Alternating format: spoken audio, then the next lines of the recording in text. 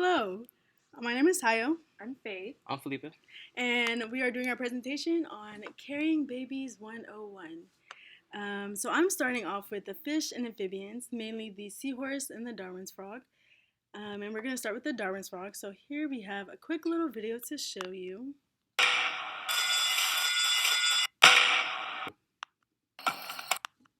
The female will lay 3 to 7 eggs.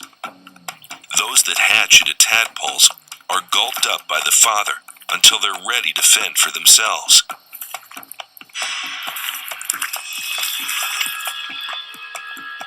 Yeah.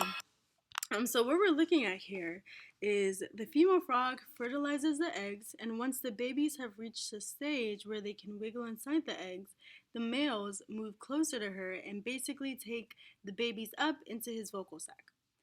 The vocal sac secretes a thick fluid that provides air, shelter, and nutrition to the babies, and the males move to warmer environments to help speed the development of the babies, where they hatch into tadpoles about 3 days later. As many as 19 babies have been found within a male's vocal sac. At the end of their development, when their jaws have developed, the baby frogs move from the male's vocal sac into the mouth and emerge from the mouth and are released into the water. So next, we have the seahorse, and now we have a little video.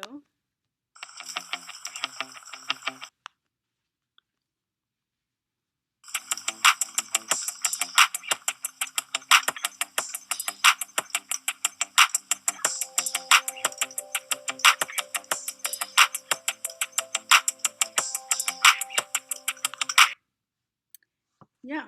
So what we're looking at here is the male seahorse popping out the baby seahorses, which are known as fries, into the sea. So basically, the process begins when a male and female seahorse do daily dances, intertwining their tails and swimming together, which can last as long as 8 hours. It ends with the female depositing her seahorse babies in the male's pouch. As many as 2,000 at a time can fit in that pouch, and the pregnancy lasts from 10 to 25 days, depending on the kind of seahorse. The eggs are then fertilized in the dad's pouch. The eggs hatch in the pouch. The father then cares for the young as they grow in the pouch, monitoring the water to prepare them for life in the sea. This takes a lot of energy for the male seahorse to do. So when the tiny seahorses are ready to be born, the male undergoes muscular contractions, as we saw in the video, to expel the young from the pouch. And so next we have Faith with birds. Yeah, so now we're going to talk about some birds. So first of all, can you think of any birds that might carry their babies? You can pause the video and see if you can think of any. And if you don't think of any, I'm going to tell you about some anyway. The first bird I'm going to show you guys is called the African jacana. And so this is the male African jacana normally, and then this is him when he's carrying his chicks. Look at all those legs. So the dads have super strong wings, and when there's danger around, they can pick up the babies up in their wings to carry them to safety. And they can even pick up just the eggs with these really strong wings when they feel like there's danger around. So the next bird is the mute swan, and they do something just a little different.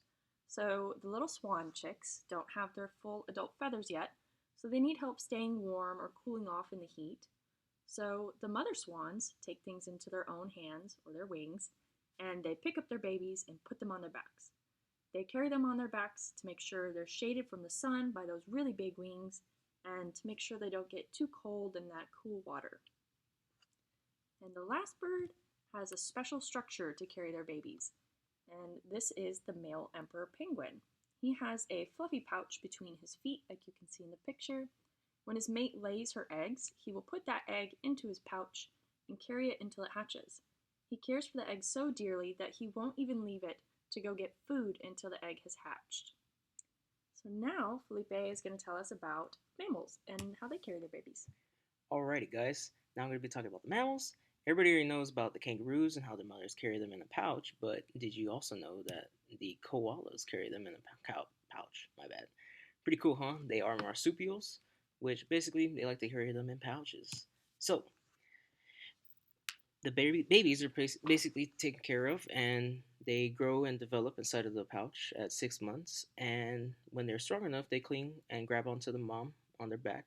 And a weird fact that I found is that the babies, because they can't really eat raw eucalyptus, which is the plants that they eat, because they can't really eat it and process it that well because they don't have the right bacteria in their stomachs to process it.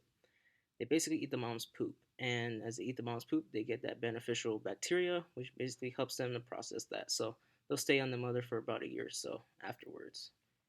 And then we have our tamarins, which basically are cute little monkeys. And what these guys like to do is they basically have twins very frequently.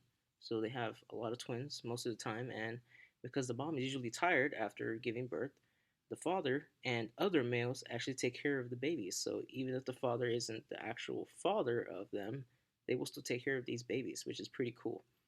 And whenever the babies are hungry, basically the guys bring over the babies to the mom. They'll feed, and then the mom says go away, and they basically take the babies back with them, and they protect them like they're their own. All right, and now we have like a little quiz. A game time. Game time. All right. So, which of these animals has a pouch to keep their babies in? Pause the video, think about it. You got your answer? What is It's it? the tiger. No, it's the seahorse. Oh. You remember Tayo told us about the pouch that the male seahorses have that carry all those babies. Now, which of these animals does not have a pouch to keep their babies in?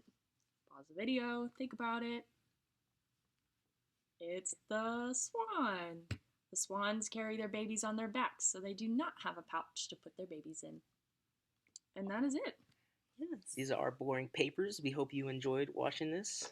Yeah, thanks. Awesome. See you guys later. Bye.